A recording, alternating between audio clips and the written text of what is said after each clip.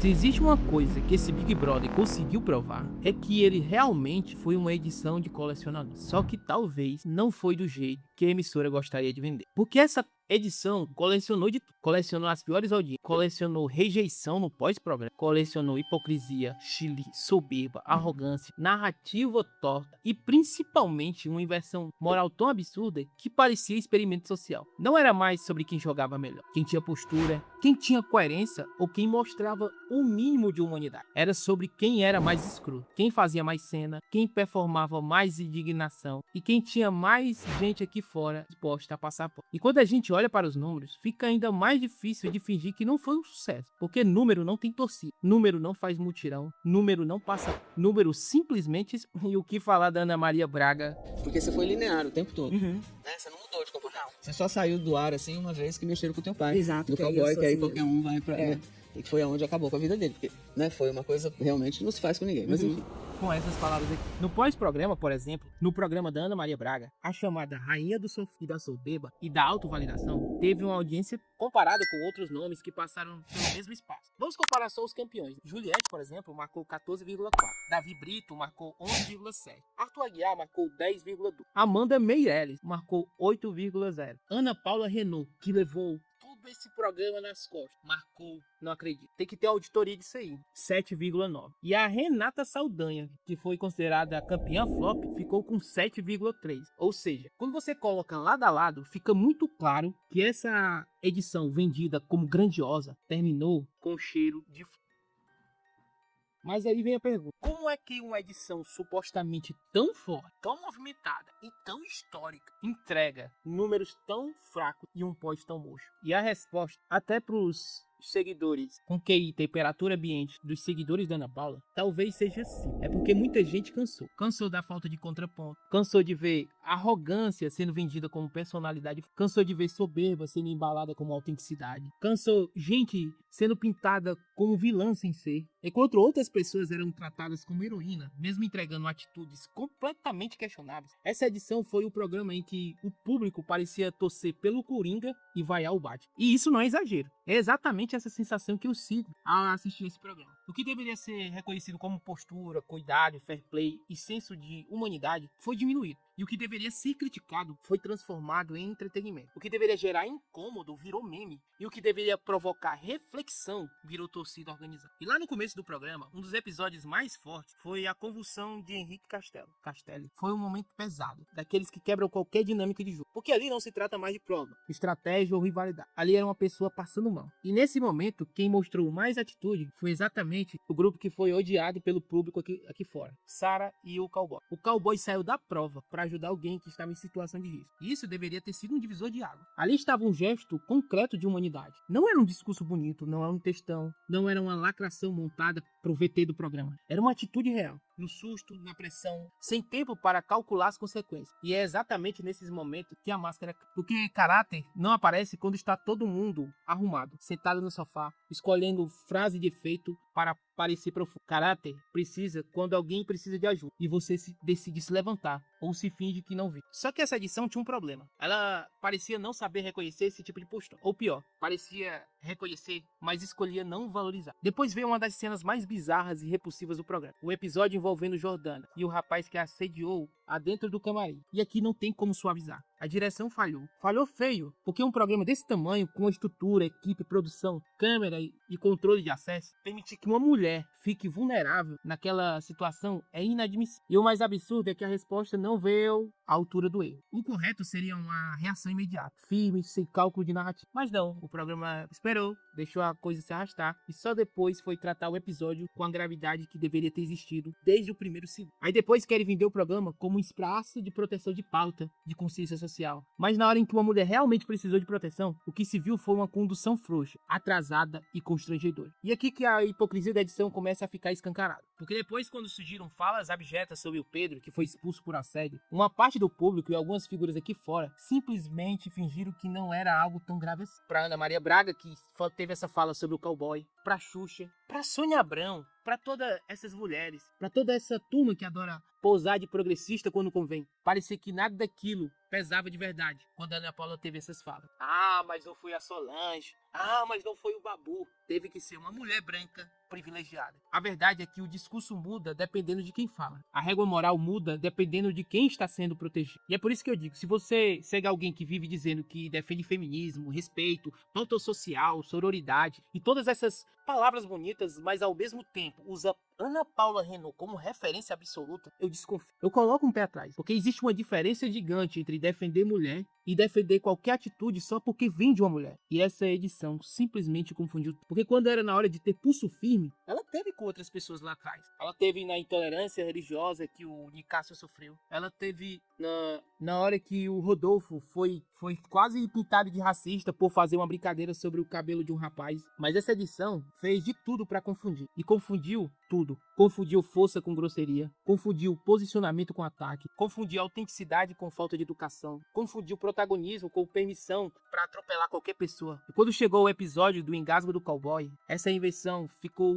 ainda mais visível. Ele começou a passar mal durante a alimentação. E as pessoas perceberam e correram, se levantaram e tentaram ajudar. E sim, a gente julga, porque o Big Brother é um programa de julgamento. A gente julga pelo que vê e pela história do programa. A gente julga fala, contexto, reação, postura, silêncio e escolha. Tudo ali comunica alguma coisa. E naquele momento, onde praticamente todos demonstraram algum senso de cuidado, todos entenderam que independente de jogo, rivalidade ou enredo, havia uma pessoa precisando de ajuda, menos ela. A pessoa que mais exigia sororidade quando era com ela. A pessoa que mais queria acolhimento quando se sentia atacada. A pessoa que queria mais condições de jogo. A pessoa que transformava qualquer desconforto próprio em uma tragédia nacional. Quando o outro passou mal, simplesmente não teve a mesma prontidão. A pessoa que deu chilique por causa de perfume, por causa de roupa, por causa de foto. E aí fica a pergunta. Empatia seletiva também conta como empatia? Porque é muito fácil exigir cuidado quando você é o centro da cena. Difícil é oferecer cuidado quando quem precisa dele é alguém que você não gosta. Difícil é manter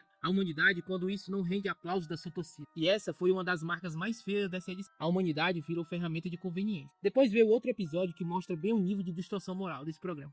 A fala de Leandro, o famoso boneco, cara, que chegou, pasmem, a um quarto colocado, que sinceramente é difícil entender como esse rapaz chegou tão longe. Leandro tentou construir uma narrativa torta, querendo transformar uma situação de trabalho doméstico em uma tese rasa sobre privilégio racial. Tentou colocar brancos contra negros, tentou lacrar, tentou produzir uma cena patética e bizarra, que tentou parecer profundo, mas o que entregou foi uma fala forçada e oportunista. Era lacração por reflexo, não era reflexo, era só uma perfeição. E depois, como um bom personagem fabricado pela própria bolha e pelo próprio pensamento, foi buscar a vitimização com o Edilson. Só que ele encontrou alguém que não estava disposto a entrar no teatro. Com o Edilson, ele não tinha como puxar a carta de racismo, porque o Edilson também é negro.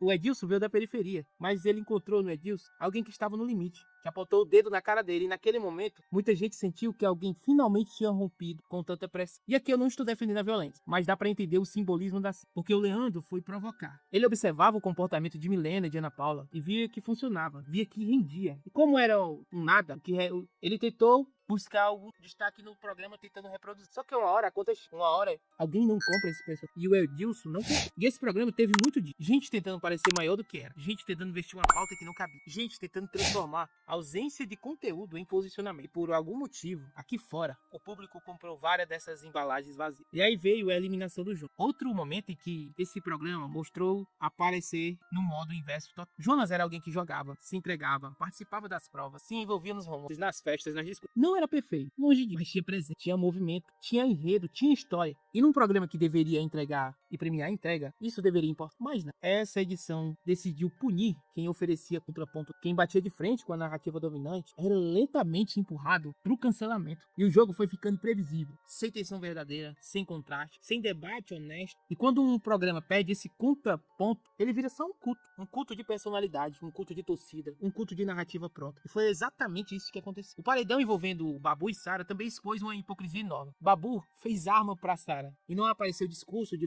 forte aqui fora de misoginia. Não apareceu a mesma indignação seletiva, não apareceu a mesma régua usada contra outros participantes. Por quê? Porque ele simplesmente estava do lado certo, naquele momento. E essa foi a chave da edição inteira. Não era sobre o que era feito, era sobre quem fez e do lado que estava. Se uma pessoa do grupo protegido errava, era contexto, era emoção, era jogo, era defesa, era personalidade. Se alguém do outro lado fazia algo parecido ou até menor, virava crime moral, virava cancelamento, virava prova de caráter. Desde o começo, muita gente percebeu para que lado o programa caminhava. E não era difícil de perceber. A edição apontava, as validações lá dentro, os comentários apontavam, o pós-programa apontou, a condução apontava, o público, e em grande parte, foi sendo levado por essa maré. Só que a maré levou o programa para um lugar bem bizarro e estranho. Porque a emissora começou a validar chilique como se fosse coragem, arrogância como se fosse força e grosseria como se fosse autenticidade. No programa, ela não estava apenas mostrando participação, ela estava ensinando o público a aplaudir o pior tipo de comportamento. E a Ana Paula Renault virou o exemplo e o símbolo disso. Ela poderia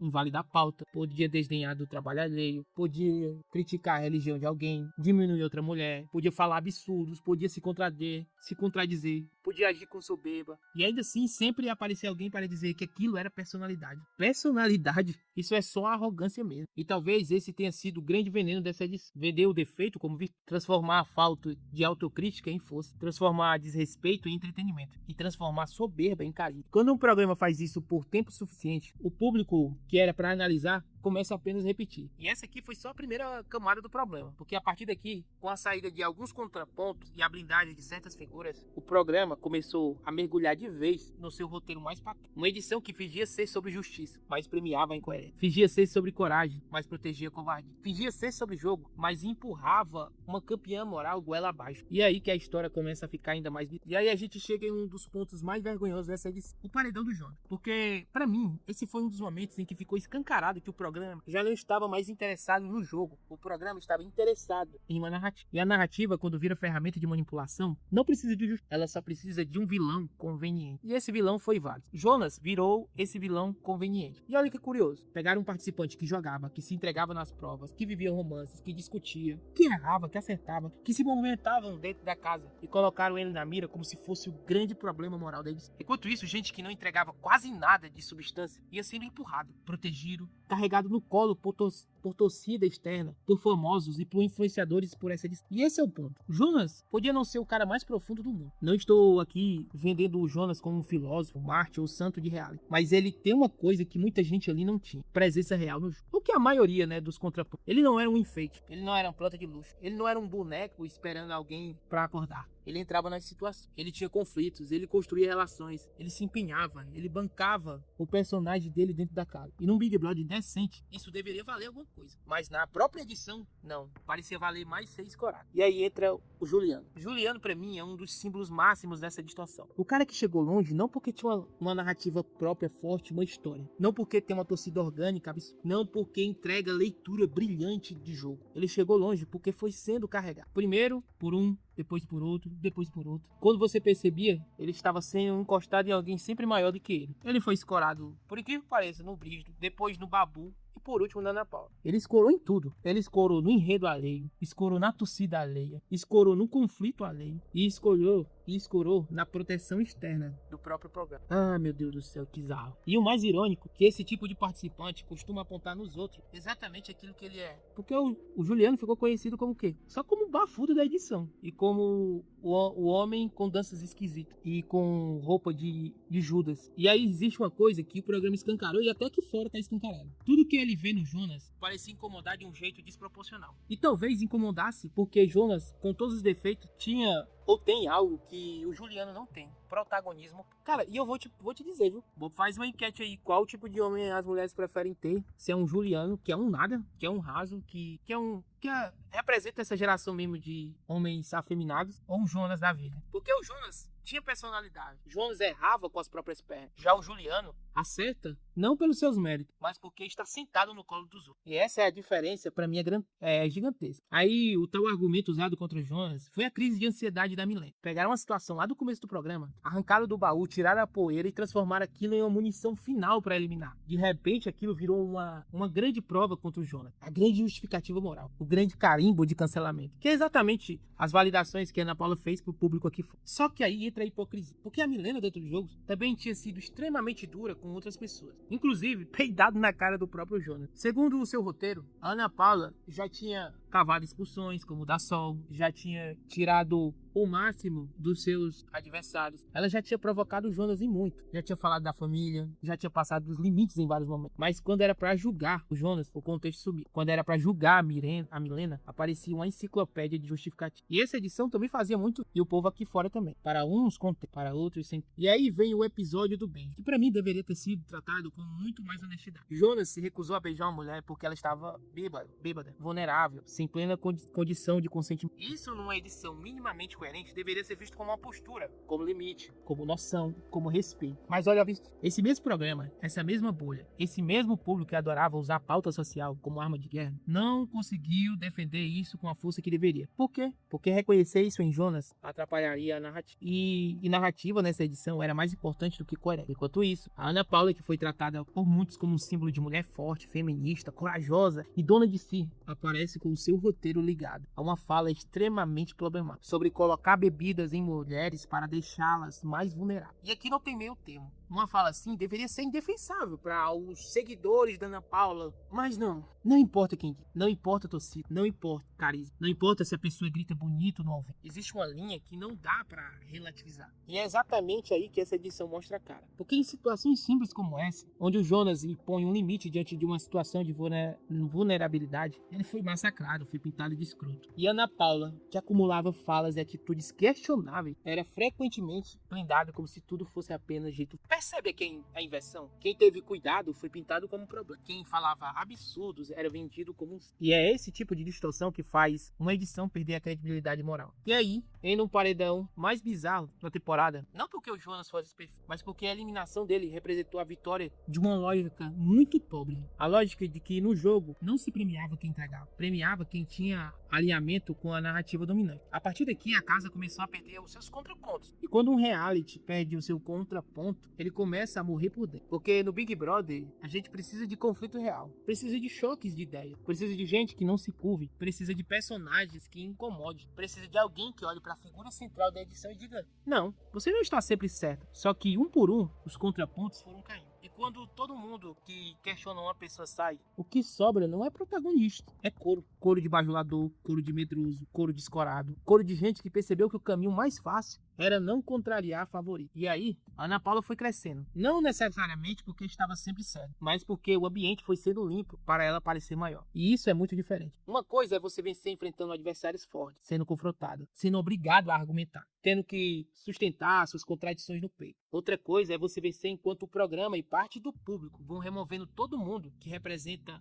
uma ameaça ao seu enredo. E foi essa a sensação. A cada paredão parecia que essa edição dizia: quem está contra a Ana Paula está contra a história que queremos contar. E isso vai empobrecer no programa. Porque a Ana Paula não era a figura complexa e brilhante que tentaram vender. Ela tinha frases clichês, tinha algumas explosões, tinha chilique, tinha soberba, tinha até uma capacidade de gerar alguma cena. Mas cena não é profundidade. E os gritos e os chiliques dela não é argumento. A arrogância não é inteligência. E o deboche não é coragem. Na verdade, uma das coisas que mais me incomoda nesse personagem é justamente a contradição entre o que ela parecia representar e o que ela entregava. Queria vender a Ana Paula como uma mulher de fibra, mas fibra não é humilhar os... Queria vender ela como uma mulher forte, mas força não é invalidar a pauta. Queria vender ela como um símbolo de autenticidade, mas autenticidade sem responsabilidade é só grosseria com embalagem. E aí entra outro ponto que o seu roteiro coloca de forma muito direta: a improdutividade da própria imagem que ela vende. A Ana Paula, que deveria ser o exemplo de autonomia pela sua idade, aparecia muitas vezes como alguém capaz de lidar com o básico da própria vida. E aqui não se trata de reduzir mulheres ao serviço do mais. Pelo contrário, homem e mulher deveriam saber o mínimo para cuidar da própria vida. Saber cozinhar um ovo, fazer um arroz, lavar uma roupa, cuidar das próprias coisas. Isso não é papel de gênero. Isso é papel de gente adulta e crescida. Gente de responsabilidade. Só que nela, até isso virava contradição. Porque a personagem que era vendida como força, mais entregava dependência. E o que era vendida como independência, mais parecia ser acostumado com os privilégios da sua vida. Porque ela foi vendida para nós como uma mulher de fibra, mas reagia como se o mundo inteiro tivesse que se adaptar ao seu chilique. E aí fica difícil para quem tá aqui fora, que tem um QI acima de temperatura ambiente, comprar esse pacote todo.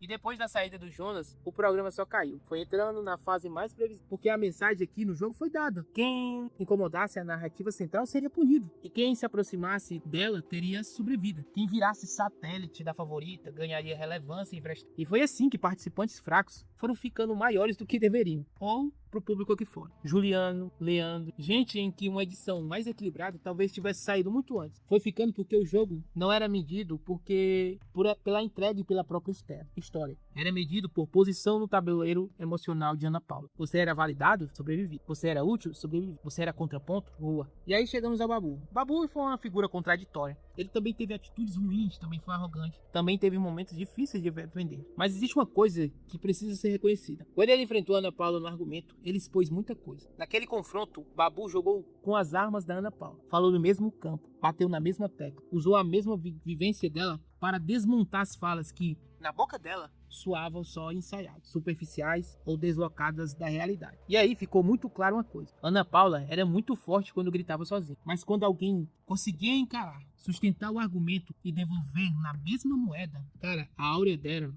era diminuída. Babu não foi perfeito nesse jogo, mas naquele momento ele se viu como um espelho. E talvez o público aqui fora tenha reagido tão mal. Porque quando você constrói uma favorita baseada na ideia de que ela sempre está certa, qualquer pessoa que prove o contrário vira ameaça. Não importa se o argumento faz sentido, não importa se a crítica é válida, o importante é proteger o mito. E o mito precisava continuar intacto. Só que a verdade é que Ana Paula saiu desse embate muito arranhada. Ela podia até ganhar no grito, podia até ganhar na torcida, poderia até ganhar na edição, favorecendo ela. Mas em várias discussões, ela perdeu no conteúdo. Perdeu porque se contradizia. Perdeu porque ela exagerava. Perdeu porque transformava qualquer crítica em perseguição. Perdeu porque confundiu firmeza com falta de limite. E quando uma pessoa só funciona se ninguém puder confrontá-la, isso aqui não é força, é fragilidade fantasiada de poder. E aí o programa continua nesse caminho torto, até chegar no paredão do cowboy. E esse é outro capítulo que merece ser destrinchado com calma. Porque ali o programa fez uma das maiores injustiças narrativas. Pintou como vilão um dos poucos participantes que ainda carregavam alguma ideia de lealdade e dignidade dentro daquele campo. E aí a gente chega no paredão do cowboy. E esse paredão, pra mim, é um dos retratos mais fiéis do que a edição virou. Um tribunal todo, onde quem tinha postura e reciprocidade era tratado como um vilão. E quem era escroto até com seus próprios aliados, descartável quando não eram mais usáveis, era tratado como símbolo de coragem. Por incrível que pareça, um dos participantes que mais carregou essa contradição nas costas foi infelizmente pelo próprio programa de colocar ele como vilão. Foi o cowboy. O cara teve simplesmente a atitude de cuidado, teve um momento de fé, saiu de prova pra ajudar alguém passando mal, se colocou num paredão e escapou pra salvar alguém do seu grupo, bancou aquilo que acreditava ser certo, esfregou a cara da Ana Paula em discussões, inclusive falando que o mastro tava com vergonha da bandeira. Cara, essa frase, essa frase é pra entrar pros anais da história, porque é exatamente isso. O mastro com vergonha da bandeira, né? Mas ele foi sendo empurrado para um lugar de vilão pelo próprio programa e de antagonista. Mas antagonista de quê? Da soberba, da narrativa pronta, da torcida que infelizmente não aceitava o contraponto, da edição que parecia escolher quem podia errar e quem não. Porque olhando friamente, o cowboy não era esse monstro que tentaram vender. Ele tinha defeitos claros, e todo participante tem. Mas ele também tinha uma coisa rara nessa edição: coerência de postura. Ele explodiu em alguns momentos, mas se tem uma coisa que ele entregou, foi a autenticidade. Ele não parecia alguém tentando performar Paulo. Ele não parecia um personagem lutado pra lacrar no VT. Ele parecia alguém que acreditava no próprio. E isso, nessa edição, é quase um crime, é quase um pecado. E o mais irônico é que o público dizia querer ver verdade, mas rejeitava quem não cabia na embalagem confortável da narrativa dominante. Dizia querer autenticidade, mas só aceitava a autenticidade quando via do lado que já tinha sido decidido proteger. Diziam querer justiça, mas transformava qualquer discordância com Ana Paula em prova de vilania. E aí vem a grande distorção. O cowboy foi pintado como alguém que desrespeitou a família da Ana Paula,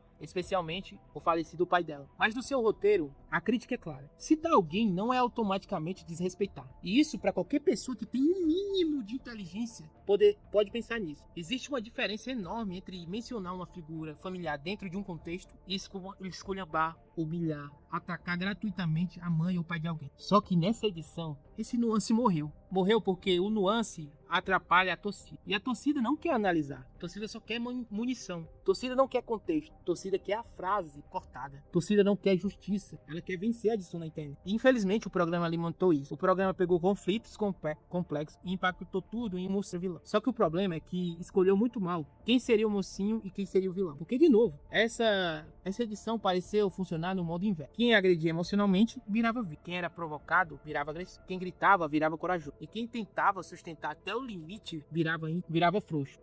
Quem se defendia virava arrogante. E quem atacava virava protagonista. Foi uma inversão total da percepção de justiça. E quando chegou no paredão do cowboy, muita gente dizia que ele precisava sair. Mas por quê? Porque ele simplesmente incomodou a favorita. Porque ele não dobrava totalmente a coluna. Porque ele não aceitava com facilidade aquela aura de intocável que construíram em volta de Ana Paula. Só que havia um detalhe cruel. Se o cowboy escapasse desse paredão, ele poderia ganhar um apartamento. E muita gente sabia disso. Era uma chance concreta dele sair com alguma conquista material importante. Mesmo que não ganhasse o programa. Mas a torcida, movida pela soberba, pela raiva e pela necessidade de destruir qualquer contraponto, destruiu até o programa. Decidiu tirar o cara. E dá pra entender o nível do público que se formou em torno dessa edição. Uma torcida que dizia defender a humanidade, mas não teve humanidade nem pra reconhecer o jogo de quem se entregou. Uma torcida que falava de justiça, mas vibrava quando a injustiça favorecia sua narrativa. Uma torcida que dizia combater a arrogância, enquanto celebrava exatamente a arrogância mais barulhenta da temporada. O cowboy saiu, mas saiu de cabeça erguida. Isso incomoda muita gente, porque existe uma diferença entre perder um paredão e perder a dignidade. O cowboy perdeu o paredão, mas muita gente que ficou ali dentro já tinha perdido a dignidade há muito tempo. E quando ele sai, o programa perde mais um personagem que poderia tensionar a narrativa dominante. Mas alguém queria impedir o jogo e virar um culto de bajulação. Mas alguém que não parecia disposto a passar a mão na cabeça de Ana Paula só porque ela era escolhida da edição. A saída dele reforçou a mensagem para quem ficou. Não enfrente a narrativa central. Não confronte a favorita. Não tente bancar uma postura própria. O caminho seguro é se adaptar, se calar ou se escorar. E foi exatamente isso que muitos fizeram. Só que enquanto o programa tentava vender o cowboy como vilão, aqui fora a leitura de muita gente era outra. Muita gente enxergava nele alguém honesta no próprio jogo, alguém que tinha defeitos, mas também valores, alguém que podia errar, mas que não parecia agir com maldade, performático, que os outros entregavam com naturalidade. Jonas foi tratado com problema, Cowboy foi tratado com Abu, quando confrontou a Ana Paula, virou ameaça. E enquanto isso, figuras mais convenientes eram toleradas, suavizadas ou embaladas. E aí você começa a perceber que não é mais era sobre a utilidade. Quem servia ao enredo ficava, quem atrapalhava o enredo caía. E isso é prece para um que tira do público a sensação de que o jogo parece real. Parece que só vira uma esteira de... E a cada eliminação, o programa não parece apenas filmava aquilo que já queria contar desde... Depois da saída de Jonas e Cowboy, com mais força, para mim, teve uma das mais entidades de Jordana. É importante falar dela sem cair naquela narrativa de certo ou errado. Jordana não precisava ser perfeita para ser relevante. O que fazia dela uma personagem forte era justamente o fato da sua postura. Liderança, união, entrega e capacidade. Ela jogou, ela foi pra prova, ela falou o que pensava, ela não ficou presa esperando a narrativa cair no colo dela. E num programa dominado por escorados, pra mim isso vale muito. Jordana tinha muito a dizer, e talvez isso tenha incomodado muita gente. Mas pra edição e para as pessoas aqui fora, inclusive para as pessoas que gostam de valorizar a força da mulher, eu acho até estranho, porque quem tinha próprio argumento ameaçava a estrutura de dependência e narrativa que se formou em Tondiana. Era como se o mundo precisasse orbitar ao redor da Ana. Se você não orbitasse, você era problema. E a Jordana não queria orbitar. E isso também já bastava tratado como um adversário perigoso. E o mais interessante é que a Jordana representava um tipo de mulher completamente diferente daquilo que tentaram vender com a Ana. Jordana tinha liderança, Jordana tinha firmeza sem transformar todo o embate em espetáculo de... Jordana tinha jogo sem precisar invalidar tudo que vinha do outro lado. Por incrível que pareça, Jordana se entregou pra... E aqui entra uma diferença fundamental, porque uma coisa é viver o jogo e a outra coisa é se achar do... Jordana vive... Ana Paula muitas vezes agia como se o jogo existisse só para se vê-la, inclusive as pessoas. E isso, quando Jordana saiu com a rejeição que ela saiu na votação, muita gente tentou tratar aquilo como cancelamento, mas eu não culpo essa leitura tão simples. Pra mim, a Jordana não saiu pequena. Ela saiu como alguém que jogou, saiu como alguém que teve trajetória, saiu como alguém que incomodou porque tinha ser eliminado com rejeição no programa tomado por torcida cega. Nem sempre significa que você estava errado. Às vezes só significa apenas que você bateu de frente com a engrenagem errada, porque o público dessa edição já estava condicionado, já tinha escolhido desde o primeiro programa. A protagonista teve escolhido, e a partir daí passou a interpretar todos como só um obstáculo. Jordana virou um obstáculo, e todos os obstáculos dessa edição. Mas a saída dela me deixou uma pergunta incômoda: que tipo de mulher o público dizia admirar? Porque de um lado a gente havia visto a Jordana posicionada, ativa, jogadora, se entregando nas provas, com liderança e entrega. Do outro, Ana Paula cercada de soberba, protegida pela narrativa, frequentemente validada, mesmo quando passava do ponto. E o público escolheu o quê? E cada queda deixava a final mais previsível, mais constrangedor. Porque um final sem contraponto não é celebração, formalidade. Foi exatamente para esse lugar que o programa caminhou. Uma final que parecia menos o resultado de uma competição e mais uma conclusão burocrática de uma narrativa decidida há muitos anos. Só que antes da final, ainda tinha mais coisa para desmoronar. Ainda tinha Chay, Samira, Gabi, Breno, Milena, Leandro e toda a ressaca moral de uma edição que, quanto mais se aproximava do mais mostrava, tinha confundido protagonismo com permissão para ser insuportável. E aí que entra a próxima parte, entra o pós-saída, as amizades que se revelaram, as máscaras que caíram e a diferença brutal entre quem saiu com dignidade e quem saiu mostrando exatamente quem sempre foi. Porque uma coisa é o participante lá dentro, câmera, com edição, com pressão, com medo de errar, tentando controlar a própria imagem. Outra coisa é quando ele sai, pega o celular, vê torcida, vê rejeição, vê corte viralizando, vê famoso passando, vê página puxando saco. E aí começa a mostrar quem realmente ele é. E aí fica a pergunta, que tipo de amizade você gostaria de? Uma amizade com Jonas, Sara, Cowboy, com todos os feitos, mas com a ideia de Léo. Ou uma amizade de beat estilo Ana Paula me funciona enquanto a pessoa serve essa narrativa. Porque reality mostra isso. Mostra quem segura a mão da cabo, mostra quem reconhece o outro quando a torcida vira, mostra quem tem gratidão. E nesse sentido, uma surpresa, Breno passou por hate pesado. Inclusive, os fãs da Ana Paula, inclusive com o pai dele passando mal por causa da pressão. E ainda assim, quando saiu, teve uma postura muito mais digna do que muita gente esperava. E reconheceu o Cowboy como um grande jogador e como uma grande pessoa dentro do programa. E isso é porque é muito fácil sair do reality, repetir frase, tentando agradar a bolha, falando mal de quem a internet vou falar, difícil é sair e olhar para o que conheceu um mérito em alguém, talvez nem fosse tão conveniente. O Breno poderia ter escolhido o caminho mais fácil, surfar no hate, repetir o discurso dominante, sem aliar o que parecia render mais, mas não. Ele reconheceu o jogo, reconheceu a pessoa e reconheceu o seu valor. Mas para as pessoas aqui fora, é quase um ato de rebeldia, porque elogiar alguém que o programa tentou transformar em vilão é quase desafiar a versão oficial do que. Talvez essa postura tenha sido tão importante. Breno mostrou que nem todo mundo saiu da casa disposto a virar papagaio da emissora ou refém da torcida. Alguns saíam e conseguiam olhar para o jogo com um mínimo de honestidade. Agora, quando o negócio chega na Gabi, a figura da Gabi e a saída dela tinha tudo para parecer bonito. Para mim, eu achei bonito, inclusive eu até torci por ela. Teve momentos, teve trajetória, teve relações importantes dentro do programa. Mas aqui fora, segundo a sua leitura, ela acabou, para mim, adotando uma postura decepcionante, especialmente com pessoas que o acolheram no jogo, o Cowboy e o jogo. E para mim, isso é feio, porque ingratidão para mim é uma das coisas mais difíceis. Não é sobre discordar, porque faz parte. Não é sobre ela seguir a vida. Claro que cada um pode ser. O problema é que quando alguém quer esquecer rapidamente quem sempre esteve do lado quando era conveniente. Quem acolheu, quem ajudou, quem dividiu o jogo, quem deu suporte emocional. Mas como dizia minha mãe, dinheiro e poder não mudam ninguém.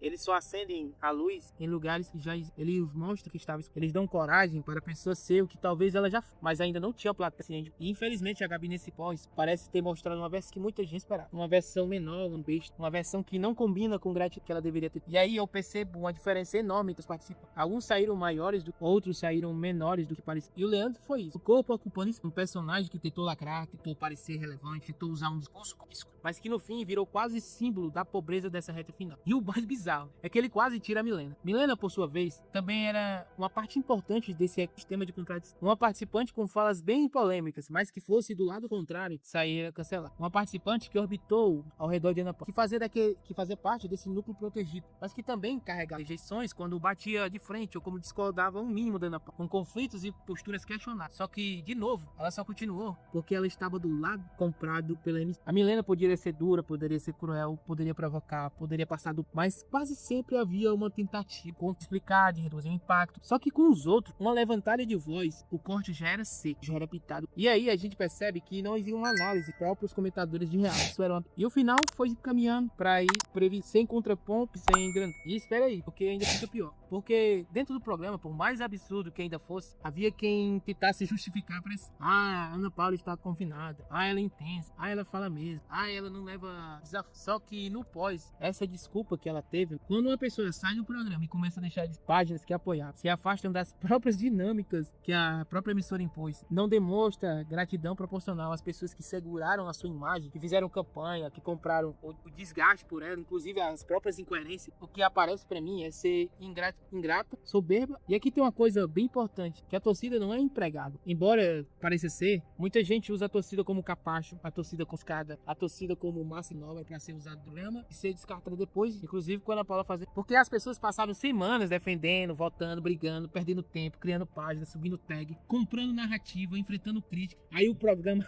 acaba, a pessoa sai, pega o prêmio simbólico, né, de campeã moral, recebe o aplauso, recebe entrevista, recebe holofote e simplesmente age como se e todo mundo que a ajudou foi descartável. Se ela fez isso no programa, você acha que ela não ia fazer isso aqui fora? Isso diz muito. E pra mim esse pós da Ana Paula é o fechamento perfeito da trajetória dela. Não porque ela redime, mas porque ela confirma tudo aquilo que eu pensava. Confirma que a soberba não era só estratégica, confirma que a arrogância não era só no jogo, confirma que a falta de gratidão não era edição, confirma que aquela postura de superioridade via de dentro. E aí eu volto na pergunta: ela foi campeã moral de quê? Porque pra mim, campeão moral precisa sair maior do que precisa ter postura depois do programa. Precisa reconhecer quem sempre esteve junto. Precisa saber quem jogou com ela e que o jogo simplesmente acabou e a vida continua. Precisa entender que quem é aplaudido também merece respeito. E a Ana Paula usa isso como se tudo isso fosse uma obrigação. Inclusive do próprio programa, né? Ela fala isso várias vezes. Como se o mundo tivesse e os seus fãs que agradecer por ter assistido ela. Como se as páginas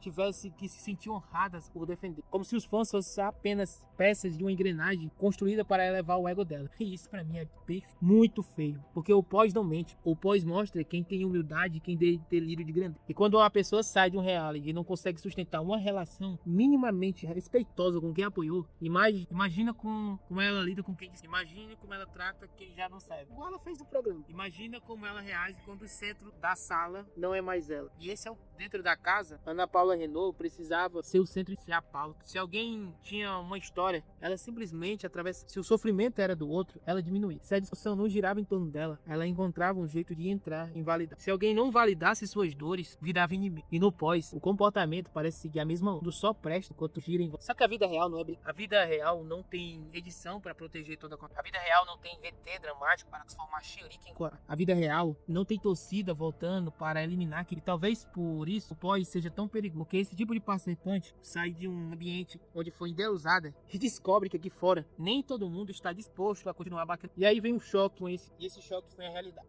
Expõe quem era personagem, quem era pessoa. Expõe quem tinha grandeza e quem só tinha barulho. Expõe quem tem gratidão e quem só tem ego. No caso da Ana Paula, o pós só reforça a leitura de tal mulher forte vendida pelo programa era, na verdade, um personagem muito mais frágil moralmente do que tentaram. Porque força não é desprezar quem te levanta. Força não é fugir de que não, quando não controla nada. Força não é se cercar só de aplauso. Força não é agir como se crítica. Força é encarar. E consequência foi justamente o que faltou nessa trajetória inteira. Dentro da casa, faltou consequência pelas falas absurdas. Faltou consequência para invalidar do outro. Faltou consequência para o preso. Faltou consequência para... E no pós, quando finalmente a vida começa a cobrar alguma coerência, a imagem, e se a grande heroína da edição sai e age como alguém soberbo, que sempre foi ingrata e acima das pessoas que a apoiaram, então talvez ela nunca tenha sido heroína. Talvez ela tenha sido apenas a pessoa que a edição e as pessoas escolheram. E é aqui que o pós da Ana Paula precisa ser lido não como um detalhe, mas como a prova final de que o programa tentou vender uma imagem que não se sustenta fora da boca. Porque lá dentro, com edição torcida e narrativa, até dá pra criar uma embalagem. Ela é forte, tensa, ela fala o que pensa, ela não se faz fora. Quando a pessoa precisa demonstrar maturidade, compromisso, gratidão, respeito e inteligência emocional, o discurso desmorona. E aí sobra o quê? Sobra a mulher que deixa de ir páginas que a apoiaram. Sobra a participante, evita as dinâmicas pós-programa. Sobra a figura que parece querer os benefícios da fama, sem o peso da responsabilidade. Sobra a soberba sem maquiagem. E isso é devastador para a imagem,